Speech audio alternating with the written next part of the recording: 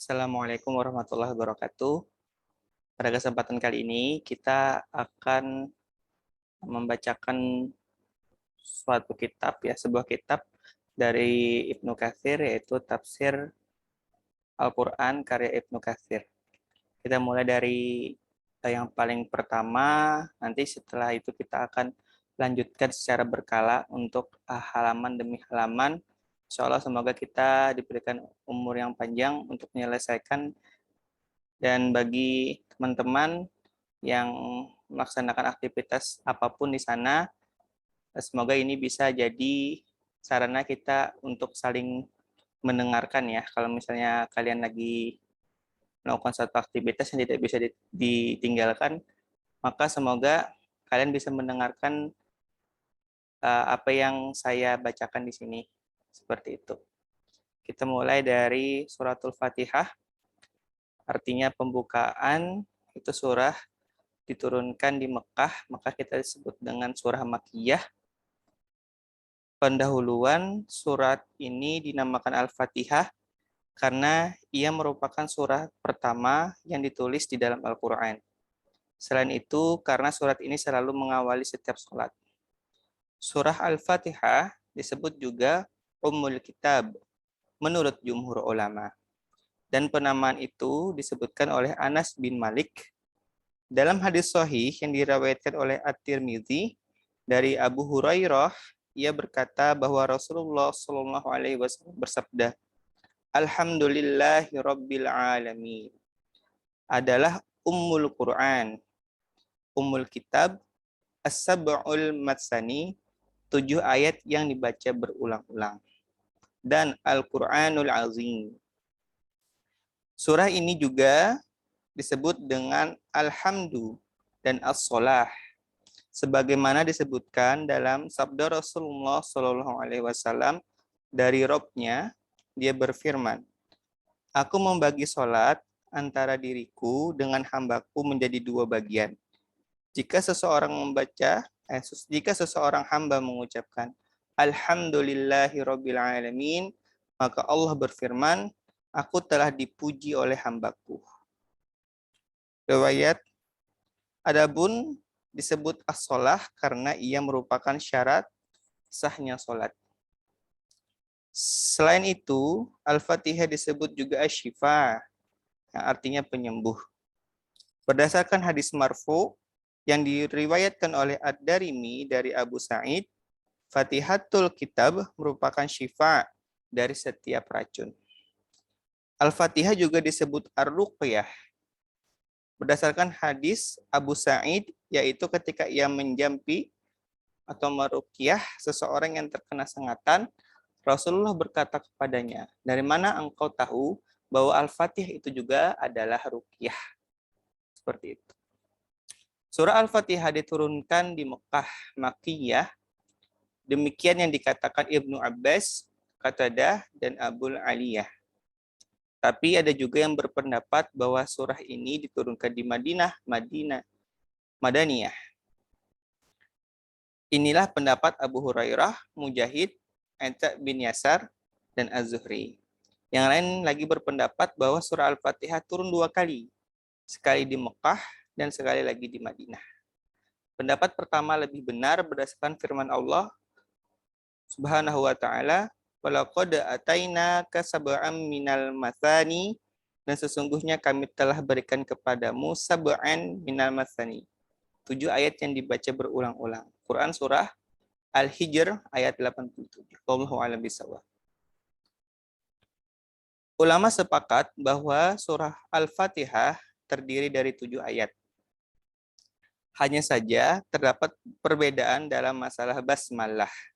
Apakah ia merupakan ayat yang berdiri sendiri pada awal surah, sebagaimana pendapat mayoritas qurra Kufah, segolongan sahabat dan tabi'in, atau ia merupakan salah satu ayat dalam setiap surah? Ataukah ia memang bukan merupakan bagian dari surah tersebut, sebagaimana yang dikatakan para qurra dan ulama Madinah? Mengenai hal ini, terdapat 3 pendapat yang insya Allah akan dikemukakan pada pembahasan berikutnya. Ulama juga mengatakan bahwa surah Al-Fatihah terdiri dari 25 kata dan 113 huruf. Al-Bukhari menyebutkan dalam awal kitab At-Tafsir disebut Ummul Kitab karena Al-Fatihah ditulis pada permulaan Al-Quran dan dibaca pada permulaan sholat. Ada juga yang berpendapat bahwa ia disebut demikian karena seluruh kandungan Al-Quran kembali kepada apa yang dikandungnya. Ibnu Jarir mengatakan, orang Arab menyebut semua yang mencakup atau mendahului sesuatu jika ada hal-hal lain yang mengikutinya dan ia sebagai pemuka yang meliputi hal-hal tersebut dengan nama Misalnya al-ra'as, sebutan untuk kulit yang melapisi otak atau kepala. Mereka juga menyebut bendera dan panji yang menyatukan sebuah pasukan dengan Zu ar-Rummah mengatakan, pada ujung tombak ia terdapat panji kami yang menjadi lambang bagi kami. Sebagai pedoman segala urusan yang sedikit pun tak akan kami mengkhianatinya. Makna kata di atas adalah tombak. Makkah disebut al-Qura karena keberadaannya terlebih dahulu dan sebagai penghulu bagi kota-kota lain. Ada juga yang berpendapat karena bumi dibentangkan darinya. Dan benar bahwa Al-Fatihah juga disebut As-Sab'ul Matsani karena ia dibaca berulang-ulang dalam sholat pada setiap rakaat. Meskipun kata Al-Matsani memiliki makna lain sebagaimana akan dijelaskan pada tempatnya nanti insya Allah. Keutamaan surah Al-Fatihah. Imam Ahmad meriwayatkan dari Abu Sa'id bin Al-Mu'ala radhiyallahu anha, dia berkata, aku pernah mengerjakan sholat, lalu Rasulullah Shallallahu Alaihi Wasallam memanggilku, tapi aku tidak menjawabnya hingga aku menyelesaikan sholat. Setelah itu aku mendatangi beliau.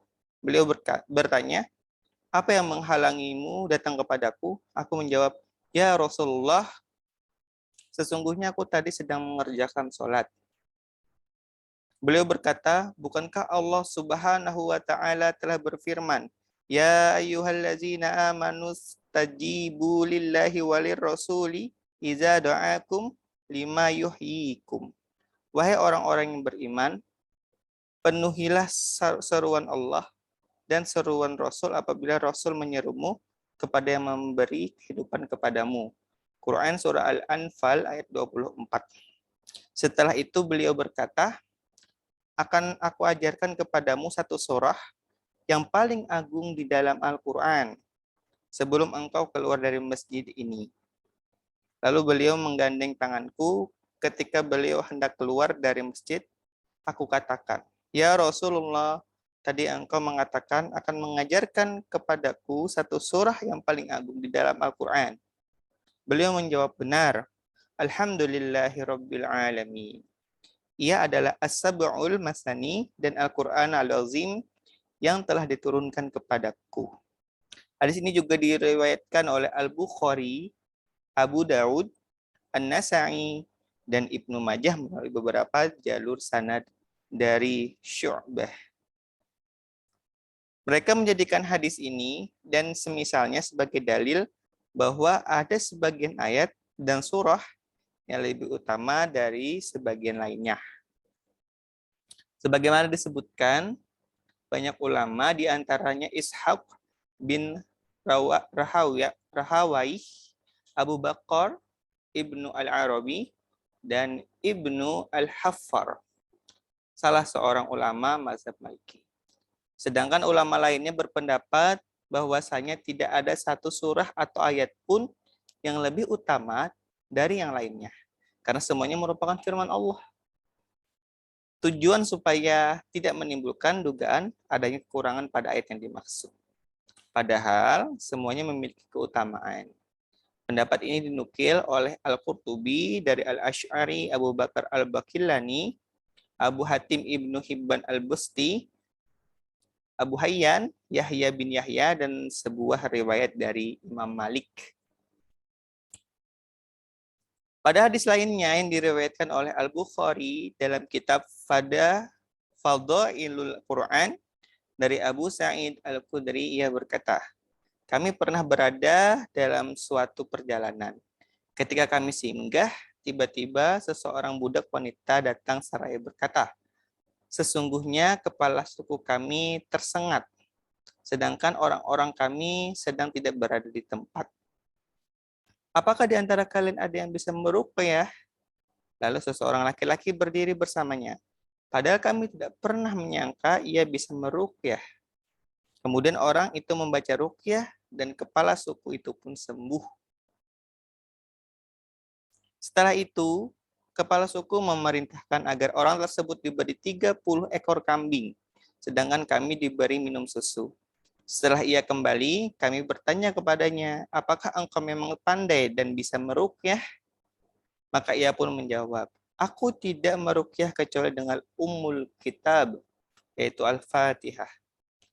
Jangan berbuat apapun sehingga kita datang dan bertanya kepada Rasulullah Shallallahu Alaihi Wasallam, sahut kami. Sesampai di Madinah, kami menceritakan hal itu kepada Nabi Shallallahu Alaihi Wasallam, maka beliau pun bersabda, dari mana dia tahu bahwa surah Al-Fatihah itu adalah ruqyah? Bagikanlah kambing-kambing itu dan berikanlah satu bagian kepadaku.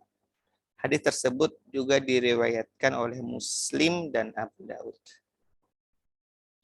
Dalam hadis lainnya yang diriwayatkan oleh Muslim dalam kitab Sahih dan An-Nasa'i dalam kitab Sunannya dari Ibnu Abbas, ia berkata, ketika Rasulullah Shallallahu Alaihi Wasallam sedang berada bersama malaikat Jibril, tiba-tiba Jibril mendengar suatu suara dari atas. Maka Jibril mengarahkan pandangannya ke langit seraya berkata, itu adalah suara dibukakannya sebuah pintu di langit yang belum pernah terbuka selamanya. Ibnu Abbas melanjutkan, dari pintu itu turun malaikat dan kemudian menemui Nabi Shallallahu Alaihi Wasallam seraya berkata, sampaikanlah berita gembira kepada umatmu mengenai dua cahaya yang telah diberikan kepadamu dan belum pernah sama sekali diberikan kepada seorang nabi pun sebelum dirimu. Kedua cahaya itu adalah Fatihatul Kitab dan beberapa ayat terakhir surah Al-Baqarah. Tidaklah engkau mengetahui satu huruf saja darinya, melainkan engkau akan diberi pahala. Lafaz hadis ini berasal dari riwayat An-Nasa'i. Lafaz yang sama juga diriwayatkan oleh Muslim. Muslim juga meriwayatkan hadis dari Abu Hurairah radhiyallahu anhu dari Nabi Shallallahu Alaihi Wasallam, beliau bersabda, "Mau sholat sholatan lam yaqra fiha bi ummil Qur'an fahiya khidazun salasan ghairu tamam." Barang siapa yang mengerjakan sholat tanpa membaca ummul Qur'an, maka sholatnya itu tidak sempurna. Tidak sempurna, tidak sempurna. Abu Hurairah ditanya, bagaimana jika kami berada di belakang imam sholat berjamaah?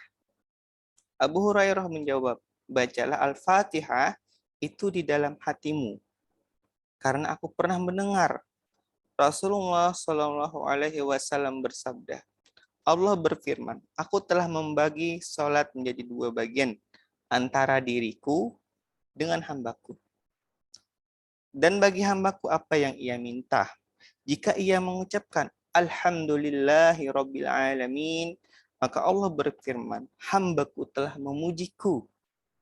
Dan jika ia mengucapkan Ar-Rahmanir Rahim, maka Allah berfirman, hambaku telah menyanjungku.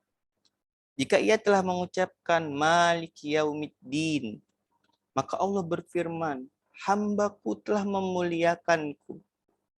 Dan pernah Abu Hurairah menuturkan, hambaku telah berserah diri kepadaku.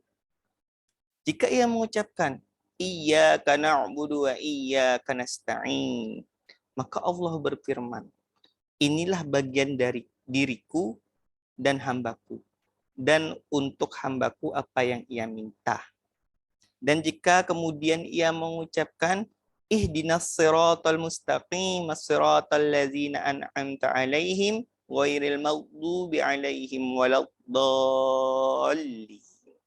maka Allah berfirman, ini untuk hambaku, dan bagi hambaku pula apa yang ia minta. Hadis ini juga diriwayatkan oleh An-Nasai. Kandungan hadis ini khususnya tentang Al-Fatihah dapat dijelaskan dalam beberapa hal berikut. Yang pertama, disebutkan dalam hadis tersebut kata sholat, dan maksudnya adalah bacaan Al-Quran. Makna ini sebagaimana dijelaskan dalam firman Allah Subhanahu wa ta'ala yang lain. Wala tajhar bi sholati wala tukhafit biha wabtaghi baina dzalika sabila. Janganlah engkau mengeraskan suaramu dalam sholat dan janganlah pula merendahkannya, serta carilah jalan tengah di antara keduanya. Quran surah Al-Isra ayat 110. Makna tersebut juga disebutkan secara jelas dalam hadis sahih dari Ibnu Abbas juga dalam firman Allah. Dan pada hadis ini, aku telah membagi sholat menjadi 2 bagian di antara diriku dengan hambaku. Setengah untukku dan setengah lainnya untuk hambaku, dan bagi hambaku apa yang ia minta. Kemudian Allah jelaskan pembagian itu secara rinci dalam bacaan Al-Fatihah. Hal itu menunjukkan keagungan bacaan Al-Quran dalam sholat dan bahwa ia merupakan salah satu rukun sholat yang paling utama. Karena dalam hadis tersebut sebuah ibadah disebutkan secara mutlak. Padahal yang dimaksud adalah salah satu bagian dari ibadah tersebut, yaitu bacaan Al-Quran. Allah juga menyebutkan bacaan Al-Quran secara mutlak. Namun yang dimaksud adalah sholat itu sendiri. Sebagaimana firman-Nya, Al-Quran al-Fajr. Inna Quran al-Fajri kana masyhuda. Dan dirikanlah sholat subuh. Sesungguhnya sholat subuh itu disaksikan oleh malaikat. Quran surah Al-Isra ayat 78. Makna ini secara jelas disebutkan di dalam kitab Sahih Al-Bukhari dan Sahih Muslim. Sholat subuh itu disaksikan oleh malaikat malam dan malaikat siang. Semuanya itu menunjukkan bahwa membaca surah atau ayat Al-Quran dalam sholat merupakan salah satu hal yang wajib, sebagaimana yang telah disepakati oleh para ulama. Namun demikian, mereka berbeda pendapat pada masalah lainnya, sebagaimana yang akan kami sebutkan pada pembahasan berikutnya. Yang kedua, apakah surah yang harus dibaca tersebut adalah surah Al-Fatihah, ataukah sholat tetap sah meskipun membaca surah yang lainnya dalam sholat? Mengenai hal itu terdapat 2 pendapat. Pertama, menurut Abu Hanifah, para pengikutnya dan juga yang lainnya, bacaan Al-Quran dalam sholat tidak ditentukan. Surat atau ayat apapun yang dibaca seseorang, maka sholatnya sah. Mereka berhujjah dengan keumuman firman Allah Subhanahu wa ta'ala, faqra'u ma tayassara minal Qur'an. Maka bacalah olehmu apa yang mudah bagimu dari Al-Quran. Quran surah Al-Muzammil ayat 20. Juga dengan sebuah hadis dari Abu Hurairah radhiyallahu anha yang terdapat dalam kitab Sahih Al-Bukhari dan Sahih Muslim mengenai kisah seseorang yang tidak mengerjakan sholatnya dengan baik. Rasulullah Shallallahu Alaihi Wasallam berkata kepadanya, jika engkau mengerjakan sholat, maka bertakbirlah, lalu bacalah ayat Al-Quran yang mudah bagimu. Itu pendapat yang pertama ya. Mereka mengatakan Rasulullah Shallallahu Alaihi Wasallam memerintahkannya untuk membaca ayat Al-Quran yang mudah baginya. Beliau tidak menentukan bahwa orang tersebut harus membaca suratul Fatihah atau surah lainnya. Ini menunjukkan pendapat yang kami pilih. Pendapat yang kedua, diharuskan membaca Al-Fatihah dalam sholat. Jika seseorang tidak membaca Al-Fatihah, maka sholatnya tidak sah. Ini adalah pendapat imam-imam lainnya selain Abu Hanifah, seperti Imam Hanif, Imam Asy-Syafi'i, Imam Ahmad bin Hanbal, para sahabat mereka, serta jumhur ulama. Kebanyakan ulama berpendapat pendapat yang kedua ini. Pendapat ini didasarkan pada sabda Rasulullah Shallallahu Alaihi Wasallam yang disebutkan sebelumnya. Berarti barang siapa mengerjakan sholat, lalu ia tidak membaca Ummul Kitab di dalamnya, maka sholatnya tidak sempurna. hadis riwayat Muslim, At-Tirmizi, An-Nasa'i, dan Abu Daud dari Abu Hurairah radhiyallahu anha dari Nabi Shallallahu alaihi wasallam. Selain itu mereka juga berdalil dengan sebuah hadis yang terdapat dalam kitab Sahih Al-Bukhari dan Sahih Muslim dari Az-Zuhri, dari Mahmud bin Ar-Rabi, dari Ubadah bin As-Samit. Ia berkata bahwa Rasulullah Shallallahu alaihi wasallam bersabda, tidak sah salat orang yang tidak membaca surah Al-Fatihah. Juga hadis yang diriwayatkan dalam kitab Sahih Ibnu Khuzaimah dan Sahih Ibnu Hibban dari Abu Hurairah radhiyallahu an bahwa Rasulullah Shallallahu alaihi wasallam bersabda, la tujzi'u salatun la yuqra'u fiha bi ummil Qur'an. Tidak sah salat yang di dalamnya tidak dibacakan Ummul Quran atau surah Al-Fatihah. Ada hadis mengenai hal ini sangat banyak dan perbedaan mereka terlalu panjang untuk disebutkan di sini, dan kami telah kemukakan dalil mereka masing-masing dalam hal ini. Lebih lanjut, Imam Asy-Syafi'i dan kelompok ulama berpendapat bahwa surah Al-Fatihah wajib dibaca pada setiap rakaat dalam sholat. Sedang ulama lainnya berpendapat bahwa surah Al-Fatihah hanya wajib dibaca pada sebagian besar rakaat. Sedang Al-Hasan Al-Basri dan mayoritas ulama Basrah berpendapat bahwa surah Al-Fatihah itu hanya wajib dibaca dalam salah satu rakaat saja dari keseluruhan sholat, berdasarkan pada kemutlakan sabda Rasulullah Shallallahu alaihi wasallam, tidak sah sholat bagi orang yang tidak membaca surah Al-Fatihah. Adapun Abu Hanifah dan para sahabatnya Asy-Syauri serta Al-Auza'i berpendapat bahwa surah yang harus dibaca ketika sholat tidak harus Al-Fatihah. Jika seseorang membaca selain Al-Fatihah, maka ia sholatnya tetap sah. Hal itu didasarkan pada firman Allah, maka bacalah olehmu apa yang mudah bagimu dari Al-Quran, surah Al-Muzammil tadi, ayat 20. Wallahu a'lam bishawab. Ketiga, apakah makmum juga berkewajiban membaca Al-Fatihah? Mengenai hal ini, terdapat 3 pendapat di kalangan para ulama. Pendapat pertama, setiap makmum tetap berkewajiban membaca Al-Fatihah sebagaimana imam. Hal ini didasarkan pada keumuman hadis di atas. Pendapat yang kedua, tidak ada kewajiban membaca Al-Fatihah atau surah lainnya bagi makmum sama sekali, baik dalam surah Jahur yang dibacanya secara keras maupun sholat sir tidak dikeraskan. Hal itu didasarkan pada hadis yang diriwayatkan Imam Ahmad bin Hanbal dalam kitab Al-Musnad dari Jabir bin Abdullah, Nabi Muhammad SAW bersabda, barang siapa sholat bersama seorang imam, maka bacaan imam itu adalah bacaan untuk makmum juga. Namun hadis ini memiliki kelemahan dalam sanadnya. Sementara Imam Malik meriwayatkan dari Wahab bin Kaisan dari Jabir bahwa itu merupakan perkataan Jabir. Hadis tersebut juga diriwayatkan dari jalur periwayatan, namun tidak satupun darinya yang bisa dikatakan sahih berasal dari Nabi Shallallahu alaihi wasallam. Wallahu a'lam. Pendapat ketiga, Al-Fatihah wajib dibaca oleh makmum dalam sholat sir dan tidak wajib dibaca baginya ketika atau di dalam sholat jahar. Hal itu sebagaimana yang telah ditegaskan dalam kitab Sahih Muslim dari Abu Musa Al-Asy'ari. Ia berkata bahwa Rasulullah Shallallahu alaihi wasallam bersabda, sesungguhnya imam itu dijadikan sebagai panutan. Jika ia bertakbir, maka hendaklah kalian bertakbir. Dan jika ia membaca Al-Fatihah atau surah Al-Quran, maka simaklah oleh kalian, dan ia menyebutkan lanjutan hadis tersebut. Demikian pula yang diriwayatkan oleh para penyusun kitab as-sunan lainnya, yaitu Abu Dawud, An-Nasa'i, dan Ibnu Majah.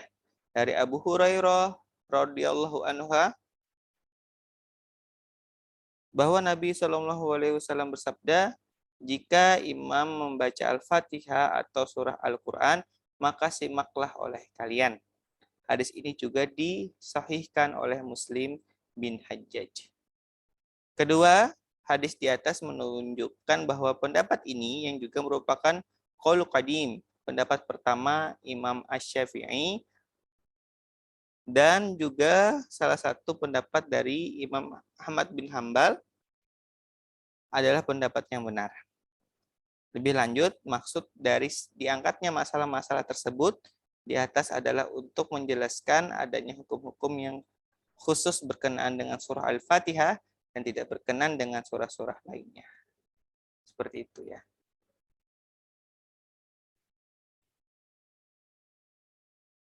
Tafsir isti'azah dan hukum-hukumnya. Allah Subhanahu wa taala berfirman, "Jika kamu membaca Al-Qur'an, hendaklah kamu meminta perlindungan kepada Allah dari syaitan yang terkutuk.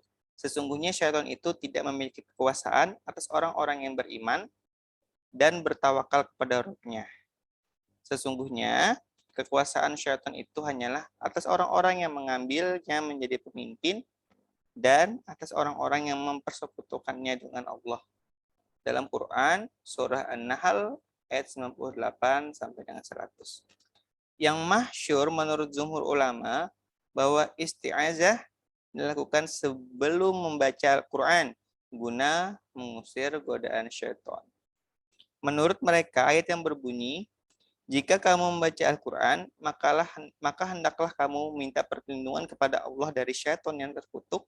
Artinya jika kamu hendak membaca Al-Quran, sebagaimana dalam firman yang lain, "Jika kamu mendirikan sholat, maka basuhlah wajah dan kedua tanganmu." Dalam Quran surah Al-Ma'idah ayat 6. Artinya jika kalian hendak mendirikan sholat. Penafsiran seperti itu didasarkan pada beberapa hadis Rasulullah Shallallahu Alaihi Wasallam.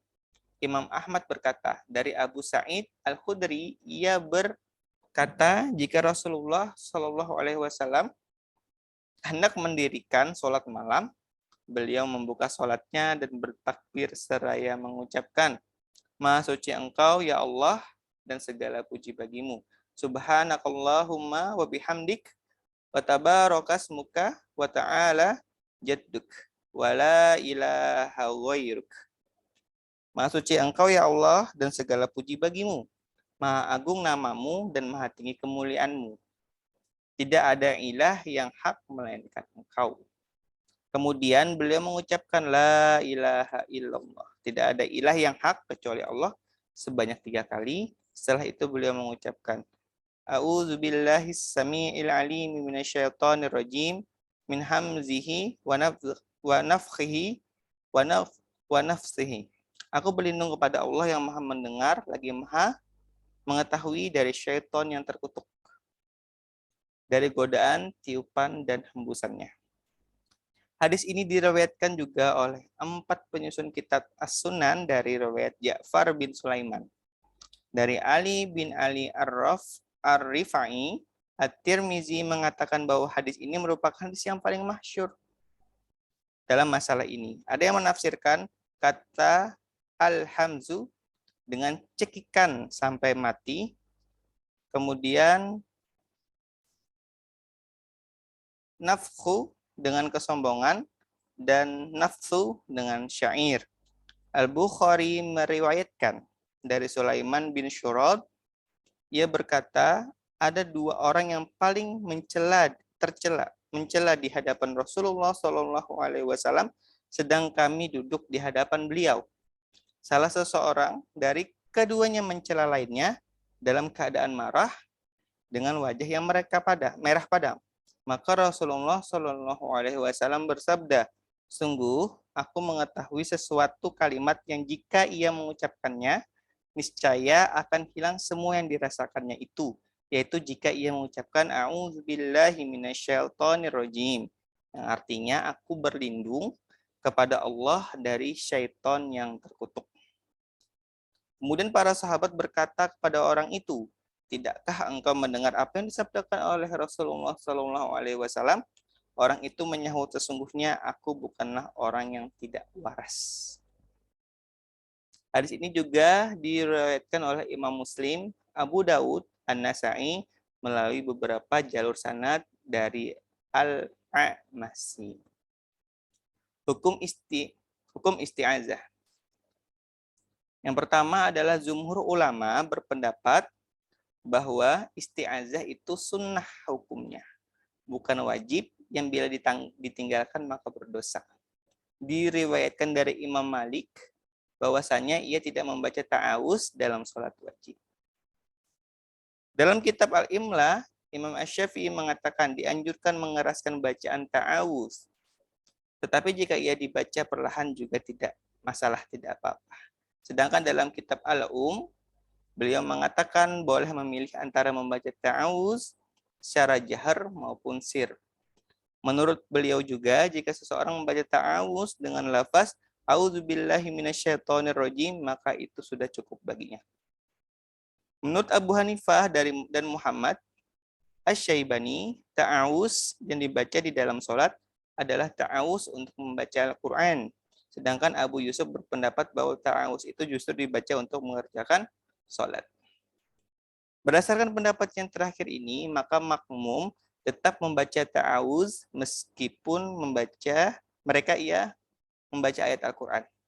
Dan dalam sholat Id, makmum membaca ta'awuz setelah takbiratul ihram, yaitu sebelum takbir Id.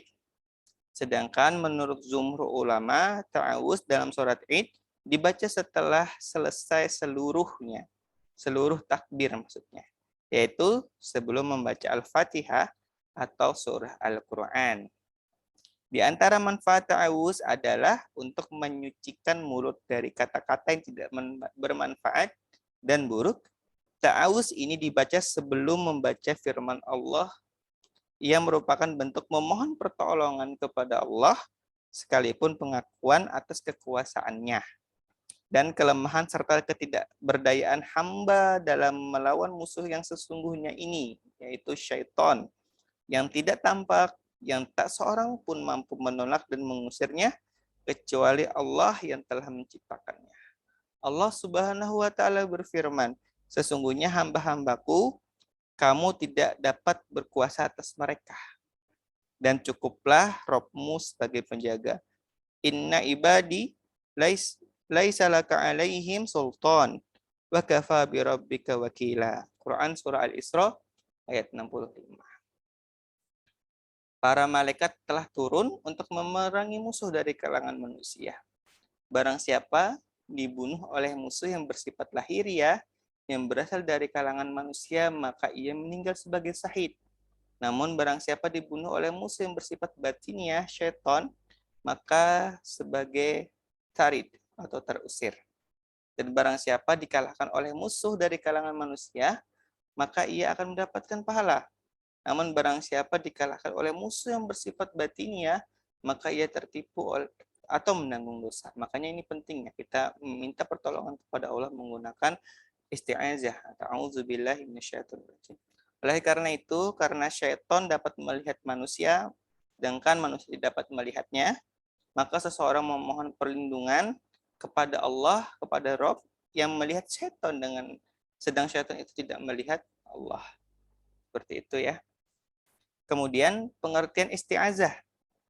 Isti'azah berarti memohon perlindungan kepada Allah Subhanahu wa Ta'ala dari kejahatan setiap yang jahat. Kata al-iyadzah menunjukkan permohonan pertolongan dalam usaha menolak kejahatan. Sedangkan al-iyadzu menunjukkan permohonan pertolongan dalam upaya memperoleh kebaikan. Adapun makna a'udzubillahi minasyaitonirrajim adalah aku memohon perlindungan kepada Allah dari syaitan yang terkutuk agar ia tidak membahayakan diriku dalam urusan agama dan duniaku atau menghalangiku untuk mengerjakan apa yang telah Allah perintahkan dan menyuruhku mengerjakan apa yang Allah larang. Karena tidak ada yang mampu mencegah godaan syaitan itu kecuali Allah. Oleh karena itu Allah memerintahkan manusia agar menarik dan membujuk hati syaitan dari golongan manusia dengan cara menyodorkan sesuatu yang baik kepadanya agar terhindar dari kejahatannya. Sedangkan untuk syaitan dari golongan jin, Allah memerintahkan untuk memohon perlindungan kepada Allah. Karena mereka tidak menerima pemberian dan tidak dapat dipengaruhi dengan kebaikan. Tabiat mereka jahat dan tidak ada yang dapat mencegahnya dari dirimu kecuali Rob yang menciptakannya. Makna di atas terkandung dalam 3 ayat Al-Quran, dan saya belum mengetahui ada ayat lain yang menjelaskan makna tersebut. Ayat Al-Quran yang pertama adalah dalam firman Allah Subhanahu wa Ta'ala dalam surah Al-A'raf ayat 199, yang artinya, jadilah engkau pemaaf dan suruhlah orang mengerjakan kebaikan dan berpaling dari orang-orang yang bodoh. Ayat ini berkenaan dengan muamalah terhadap musuh dari kalangan manusia.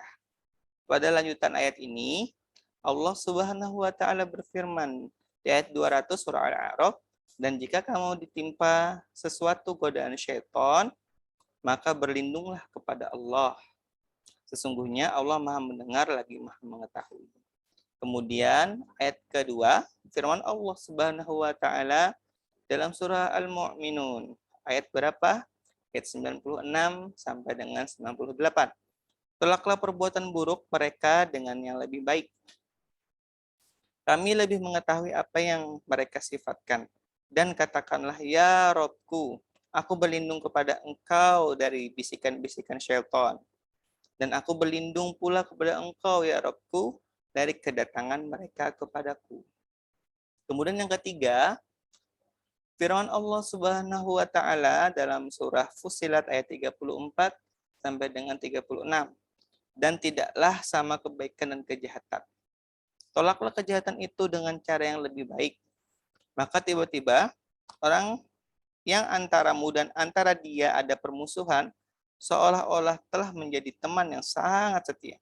Sifat-sifat yang baik itu tidak dianugerahkan melainkan kepada orang-orang yang sabar, dan tidak dianugerahkan melainkan kepada orang-orang yang mempunyai keberuntungan yang besar. Dan jika syaitan mengganggumu dengan suatu gangguan, maka mohonlah perlindungan kepada Allah, sesungguhnya dialah yang maha mendengar lagi maha mengetahui. Quran surah Fussilat ayat 34 sampai dengan 36. Dalam bahasa Arab, kata syaitan berasal dari kata syatona yang berarti jauh. Jadi tabiat syaitan itu sangat jauh dari tabiatnya manusia. Dan karena kefasikannya dia sangat jauh dari segala macam kebaikan. Ada juga yang mengatakan bahwa kata syaitan itu berasal dari kata syato, terbakar. Karena ia diciptakan dari api. Dan ada juga yang mengatakan bahwa kedua makna tersebut benar. Tapi makna pertamalah yang paling benar, yaitu syatona yang berarti jauh. Menurut Sibawayh, bangsa Arab bisa mengatakan tasyaytana fulanun jika fulan itu berbuat seperti perbuatan syaitan. Menurutnya jika kata syaitan itu berasal dari kata syato ya, tentu mereka mengatakan tasyayto. Jadi yang benar kata syaitan itu berasal dari kata syatona yang berarti jauh tadi ya. Oleh karena itu, mereka menyebut syaitan untuk setiap pendurhaka, baik jin, manusia, maupun hewan. Ya. Berkenaan dengan hal itu, Allah Subhanahu wa Ta'ala berfirman di ayat yang lain. Dalam Quran, surah Al-An'am, ayat 112. Dan demikianlah kami menjadikan bagi tiap-tiap nabi itu musuh, yaitu syaitan dari jenis manusia dan dari jenis jin. Sebagian mereka membisikkan kepada sebagian yang lain perkataan-perkataan yang indah-indah untuk menipu manusia. Itu secara harfiah ya. Bahwa syaitan itu berasal dari kata bahasa Arab syaitona yang berarti jauh. Ya, itu tidak berarti kepada iblis saja, tapi juga dari golongan jin dan manusia juga bisa kita katakan syaitan.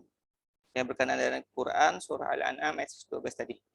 Dalam kitab Musnad Imam Ahmad disebutkan hadis dari Abu Dzar radhiyallahu anhu bahwa Rasulullah Shallallahu alaihi wasallam bersabda, "Wahai Abu Dzar, mohonlah perlindungan kepada Allah dari syaitan-syaitan jenis manusia dan jin. Lalu aku bertanya, apakah ada syaitan dari jenis manusia? Iya, jawab beliau. Sedangkan dalam Sahih Muslim diriwayatkan oleh Abu Dzar, dia berkata Rasulullah Shallallahu Alaihi Wasallam bersabda, yang dapat membatalkan sholat itu adalah wanita, keledai, dan anjing hitam. Kemudian kutanyakan, ya Rasulullah, mengapa anjing hitam dan bukan anjing merah atau kuning? Beliau menjawab, anjing hitam itu adalah syaitan. Kata ar-rajim berwazan fa'il subjek, tapi bermakna maf'ul objek. Artinya syaitan itu terkutuk dan terusir dari semua kebaikan sebagaimana firman Allah Subhanahu wa taala, wa laqad zayyana as-samaa'a ad-dunya bimasabiha wa ja'alnaha rujuman lisyayatin. Quran surah Al-Mulk ayat 5. Sungguhnya kami telah menghiasi langit yang dekat dengan bintang-bintang dan kami jadikan bintang-bintang itu adalah alat-alat pelempar syaitan. Sekarang kita masuk ke ayat per ayat dari suratul Fatihah. Bismillahirrahmanirrahim. Dengan menyebut nama Allah yang Maha Pemurah lagi Maha Penyayang. Para sahabat membuka kitabullah dengan Bismillahirrahmanirrahim. Para ulama telah sepakat bahwa basmalah itu adalah salah satu ayat dari surah An-Naml. Tetapi mereka berbeda pendapat.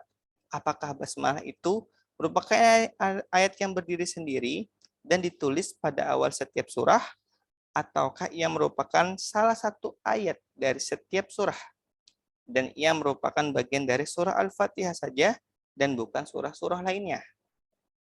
Ataukah ia ditulis di awal setiap surah hanya untuk pemisah antara surah semata dan bukan merupakan ayat?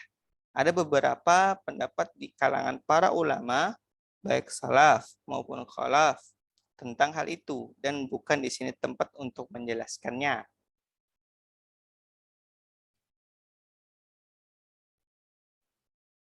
Di antara ulama dari kalangan sahabat yang menyatakan bahwa basmalah adalah ayat dari setiap surah, ya, kecuali At-Taubah adalah Ibnu Abbas, Ibnu Umar, Ibnu Az-Zubair, Abu Hurairah, dan Ali. Dan dari kalangan tabi'in atau Taus, Sa'id bin Jubair, Makhul, dan Az-Zuhri, gitu ya.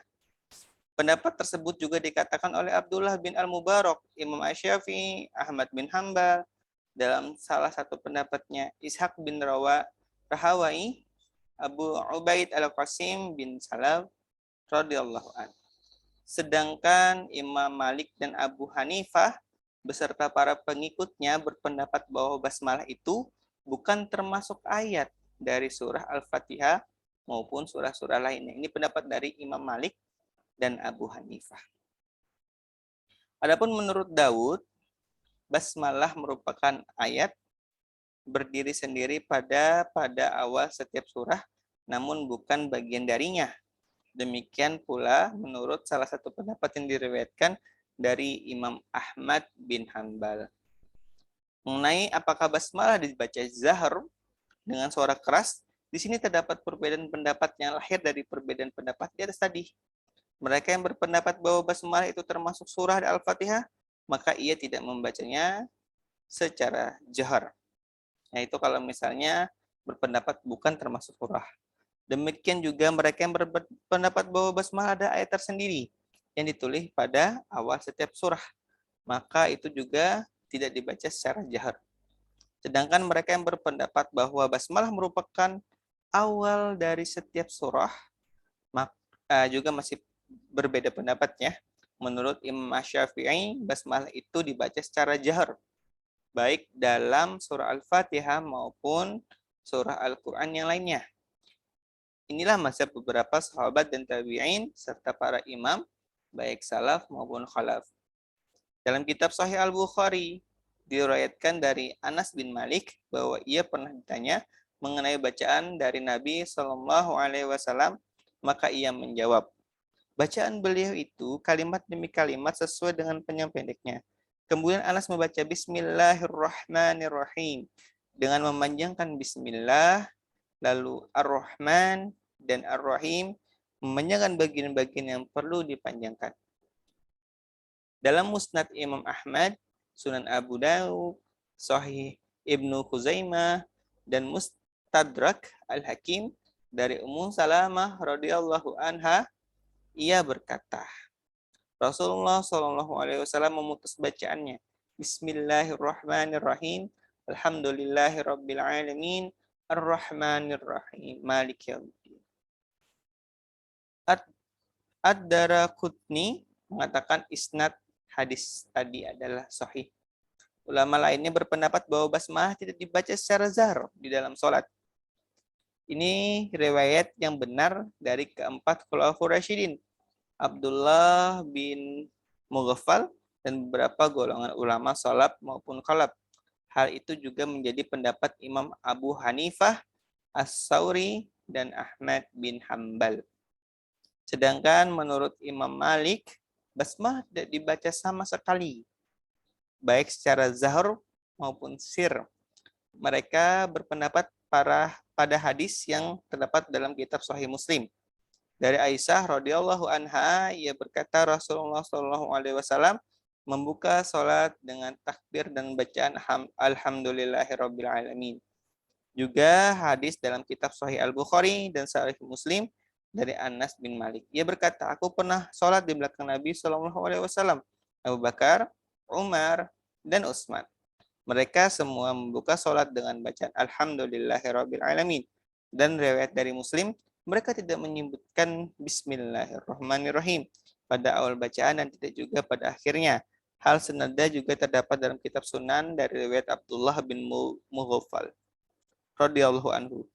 Demikianlah dasar-dasar pengambilan pendapat para imam mengenai masalah ini. Sebenarnya ini bukanlah perbedaan pendapat yang besar, karena pada dasarnya mereka telah sepakat bahwa sholat orang yang menjaharkan atau yang mensirkan basmalah adalah sah. Segala puji bagi Allah Subhanahu wa Ta'ala. Nah, selanjutnya, pertemuan berikutnya kita akan melanjutkan pada keutamaan basmalah tadi ya. Semoga ikhtiar kita dalam membaca dan mendengarkan ini bermanfaat.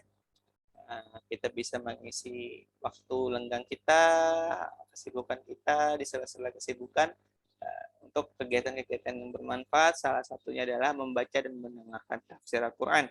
Dan kali ini saya membacakan tafsir Ibnu Katsir tadi ya, jilid pertama yang paling awal, yaitu tentang surah Al-Fatihah. Semoga bermanfaat dan semoga kita bisa menarik hikmah dari apa yang kita dengarkan. Dan jangan lupa subscribe jika bermanfaat.